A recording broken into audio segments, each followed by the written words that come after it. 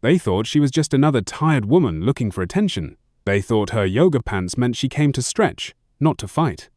They thought her adulate 30s, maybe older, meant her moment had passed. They laughed, loud and mean, when she stepped into the Atlanta Combat Center that morning. But they were wrong, so very wrong. It started with a water bottle. Just a water bottle. "Careful, Grandma," said the voice behind her. The bottle was snatched from her hand before she could even turn around. It sailed across the gym and clattered under a rack of weights. A couple of young men burst out laughing. Standing there, barely 5'4", in a faded long-sleeve shirt and simple black leggings, Elena Briggs looked more like a PTA mum than a fighter. Her brown hair was pulled into a no-nonsense ponytail. No makeup, no jewelry. She bent down slowly, retrieved her bottle, and gave no reaction. And that infuriated them more. "She's not even mad," one of the onlookers muttered. Because she wasn't. Elena Briggs hadn't come here to get angry. She had come here to train. But this gym wasn't ready for someone like her, not with Derek Walsh around. Derek was the gym's star attraction, a 220-pound wall of muscle with regional titles and a YouTube channel full of trash talk and how to dominate videos. The kind of guy who walked into a room expecting everyone to make space, and usually, they did. He smirked when he saw Elena. "You sure you're in the right building?" he asked loudly enough for everyone to hear. "The yoga class is 2 blocks down. This is where real fighters sweat." More laughter. A camera phone lifted somewhere. Someone was recording. Elena said nothing. She just moved toward the corner of the mat, unrolling her hand wraps with quiet precision. But Derek wasn't done. He followed her. "Listen," he said, leaning in. "I know your type. You think signing up for a few self-defense classes makes you Ronda Rousey. But let me give you some free advice. This place, it eats people like you alive." She still didn't answer. So he got louder. "Look at her. No muscles, no speed. Probably has a membership at Planet Fitness too." He reached out and tapped her on the forehead. "Tap out now. Save yourself the embarrassment." The tap wasn't hard, but it was humiliating, and everyone saw it. Still, Elena didn't flinch. That was when Melissa, one of the kickboxing instructors, stepped in. "Leave her alone, Derek," she said sharply. "She paid like everyone else. Back off." But Derek just smiled wider. "Sure, no problem. Let her stay. I could use a laugh today." He turned to the others. "Tell you what, let's put her in Saturday's open challenge. That's if she lasts the week." Elena's eyes met his for the first time, calm, steady, like she wasn't seeing him but something through him. Derek faltered, just for a second. Then the smirk came back. "Deal," he said. She gave a single nod. "I'll be there." The entire gym seemed to freeze for a beat. No one expected that. No one expected her to say yes.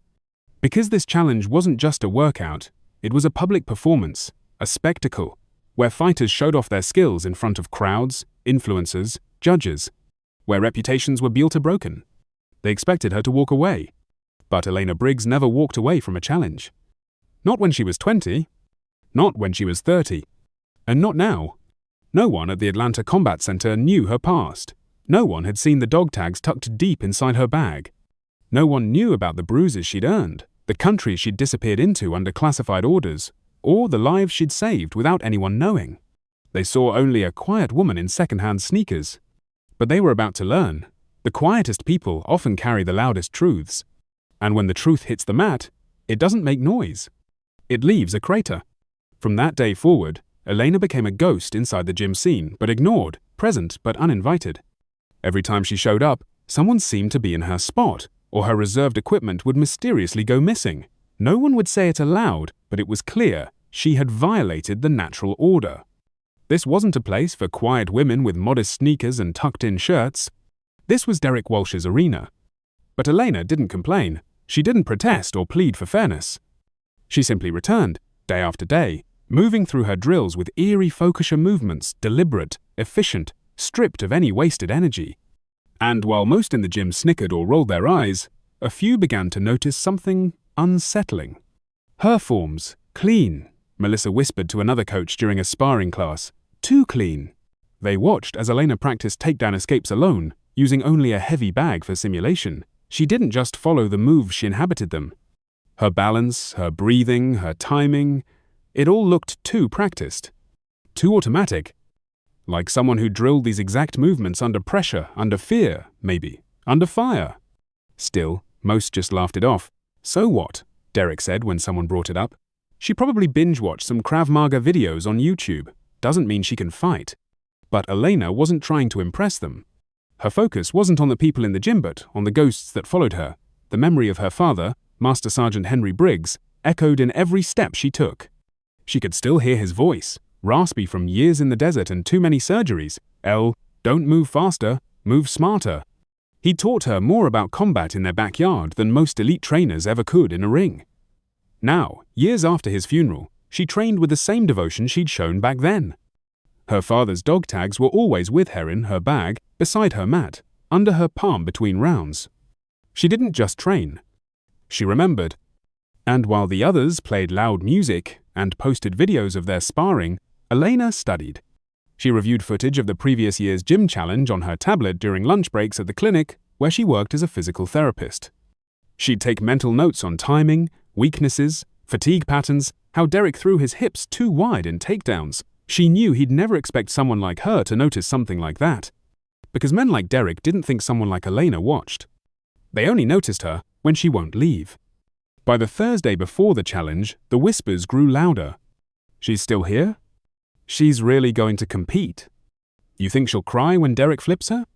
But something had shifted. Not in the gym, in the air. A silence hung around Eleanor, not the silence of shame or retreat, but of intention.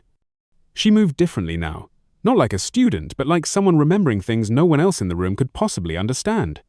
When she hit the mat, her hands never slammed down hard. They landed like they'd already known the fall was coming. When she blocked a strike, her fingers knew the angle before her eyes did. Melissa noticed. So did one of the boxing coaches, Marcus, who'd fought amateur bouts in his 20s. Her stance is military, he said one night. She's not learning this. She's reverting. The others shrugged. Then Saturday came. The morning of the gym challenge arrived with the heavy humidity of a Georgia fall sticky, restless, electric. Competitors and onlookers filled the gym early, energy buzzing in the air like the crackle before a storm. Derek arrived, flanked by his usual group loud, cocky brand logos on every inch of his gear. He handed out high fives, posed for photos, and boomed his confidence across the mat like it was a megaphone. Elena came alone. Same ponytail, same beat-up shoes, same silence. She registered at the front desk without fanfare and took her place at the far side of the warm-up area. There was no spotlight on her, but a few eyes drifted over anyway, maybe out of curiosity, maybe out of nerves. The challenge opened with strength events, sled pushes, pull-ups, deadlifts. Derek dominated, of course grunting loud, chalk flying from his hands, encouraging chants from his circle. Elena didn't match his numbers, but she didn't falter either. Every rep was clean, every movement controlled. No shaking, no breakdowns, just quiet execution. The next segment focused on technical drills, grappling transitions, defensive holds, strike sequences. This time, the tone changed. Spectators leaned forward. Judges began scribbling notes. Elena moved like she was reading the judge's checklist in advance. Her elbows were tucked tight, her pivots exact, the way she controlled her balance, the angles of her parries, even the precise shift of her weight when absorbing a blow known of it looked random. And by the time she completed her third drill, one of the younger fighters muttered, "Who is she?" No one answered, because no one knew. Yet, the room was buzzing by the time the final segment of the challenge was announced. Frank Walsh, the gym's co-founder and Derek's uncle, stepped forward holding a microphone like a game show host, his voice cutting through the din. "For the final test," he said, drawing out the pause for dramatic effect, "we're adding something new this year, a live defense simulation." A hush fell. Participants glanced around nervously. Each competitor will face a surprise aggressor and demonstrate defensive techniques under pressures called on control, precision, and adaptability. It was meant to mimic real-life confrontation scenarios, fast, raw, unpredictable. Exactly the kind of chaos Elena had once called home. But no one knew that. Not yet.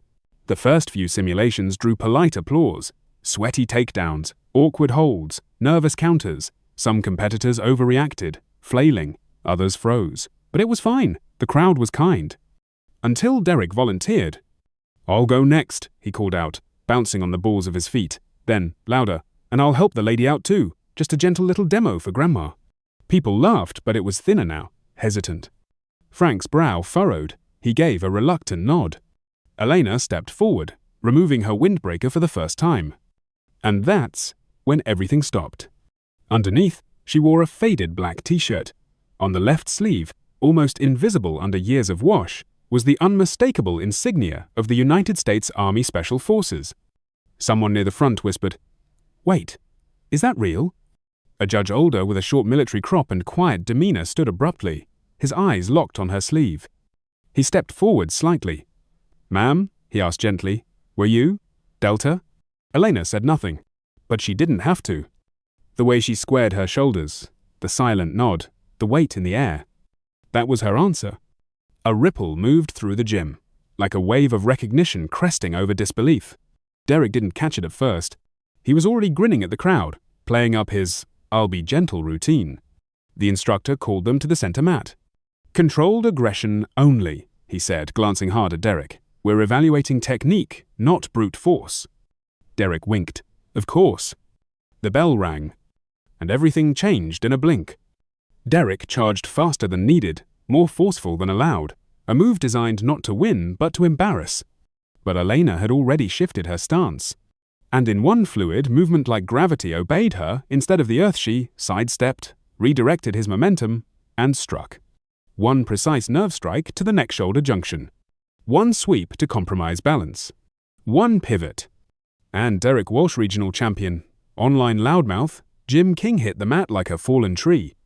Hard. Flat. Stunned. The gym gasped. Phones fumbled out of pockets, a camera flash, a murmur, then silence again. Derek didn't get up. He wasn't knocked out, but his limbs refused to listen. For 10 full seconds, he lay there blinking, confused, stripped of all his pride. Elena stepped back, hands at her side, breathing calm. No smile. No swagger. Just stillness. The military judge broke the silence first. He began to clap, slow, deliberate. Then others followed. And just like that, the applause grew. The crowd stood. The noise built until it filled the room with stunned admiration. Derek finally sat up, rubbing his neck, eyes wide with a look no one had ever seen on him before. Humility. Elena helped him to his feet. "It's called brachial stun," she said quietly, her voice clear but soft. "It's not about power, it's about knowledge. Any woman in this room could have done it." Then she turned to the judge. 4 years in Special Forces, she confirmed, nodding once. That was all. No speech, no victory lap. Just the truth. And the truth hit harder than any punch. Frank Walsh stepped forward again, this time without his showman tone. "Ladies and gentlemen," he said, voice subdued, "we've been lucky enough to have, well, a true warrior among us. Elena Briggs, former US Army Delta Force." There were audible gasps. One of the young trainers actually backed away slightly, as if realizing how close they'd been to something far bigger than themselves. Derek stood awkwardly at the edge of the mat. His usual entourage had already faded into the background. No one wanted to be next to the man who got dropped in one move by the woman he'd mocked all month. He looked at Elena, really looked. And for the first time in his life, he had nothing to say. But Elena didn't gloat. She just nodded once, and walked away. Not to prove a point, just to finish what she came to do. The gym never felt quite the same after that. The next morning, Elena returned for her usual early routine, same battered gym bag, same quiet pace. But something was different. People stepped aside respectfully. Some greeted her with a nod. Others offered shy smiles. A few of the younger fighters avoided eye contact, unsure whether to apologize or thank her. The clip of her takedown had gone viral overnight. The local MMA forums lit up with speculation. Was that Delta Force technique? Did you see her timing? Derek got folded like a lawn chair. Derek's once boisterous fan base had gone quiet. He didn't show up for 3 weeks. And when he finally did, he trained alone. No loud entrances, no groupies. Just a hoodie pulled over his head, and a focus that felt different. Meanwhile, Elena continued as she always had, showing up, doing the work, leaving quietly. But her presence began to pull others in. Women who had felt intimidated before now approached her after class. "I've always wanted to learn self-defense," one said nervously, "but I never thought I could." "You can," Elena said gently, "and I'll teach you." Soon, there were more. Frank Walsh noticed. He offered Elena a permanent position, head of technical development and women's self-defense, free lifetime membership, full control of the curriculum. She hesitated. Power never interested her. But purpose? That was different. She accepted with one condition. The classes would be open to anyone who felt overlooked, doubted, or dismissed. Not just women, anyone who had ever been told they didn't belong. The class grew quickly. Former skeptics became students. Quiet figures began to flourish. Elena taught them not just how to punch or block, but how to stand with their feet grounded and their minds steady. She brought military precision to civilian peace, combat wisdom to community strength. And then, one evening, Derek came to see her. He stood awkwardly at the door as she laid out pads before a session. "Got a minute?" he asked. She looked up, expression unreadable. He stepped inside, no swagger, no smirk. "I've been thinking," he began slowly, "about everything, what I said, what I did. I was trying to prove I was strong by, making people feel small." He swallowed hard. "But that day, you could have humiliated me, and you didn't. You were professional. You had every reason not to be, and you still chose respect." She nodded, but said nothing. "I'm sorry," he added, voice breaking slightly. Then more quietly, "Would you be willing to coach me? I've got a lot to unlearn." Elena studied him for a moment, then she reached for a training mitt. "There's a gap in your upper guard," she said, extending it to him. "We'll start there." It wasn't a big gesture, but it was enough. Over the weeks that followed, Derek became a regular fixture in her classes, not as a leader but as a learner. He showed up early, he stayed late, he listened. And others followed. The gym changed. It wasn't about bravado anymore, it was about mastery. 6 months later, the Atlanta Combat Center hosted its first civic defense exhibition, featuring Elena's new program. Representatives from law enforcement, local nonprofits, women's advocacy groups, and even a few schools came to watch. Elena led the demo, calm, precise, confident. And beside her, assisting without a word of complaint, was Derek Walsh. The once mocked grandma had become the most respected instructor in the region. But more than that, she'd created something far deeper than a fighting class. She'd built a sanctuary for growth, for truth, for quiet power. As the applause rose at the end of the exhibition, a young girl no older than 10 walked up to her, nervous, clutching a notebook. "My brother said you were in the army," she said in a tiny voice. "Delta Force?" Elena smiled and nodded. "I was." "Did you ever get scared?" Elena knelt so they were eye to eye. "Yes," she said softly, "but that's how I knew I was doing something that mattered." The girl smiled wide. "I want to be strong like you." "You already are," Elena whispered. That night, after the gym emptied out and the lights dimmed, Elena moved through a final set of silent drills, just her, the mat, and the shadows. She didn't train for glory. She didn't strike to dominate.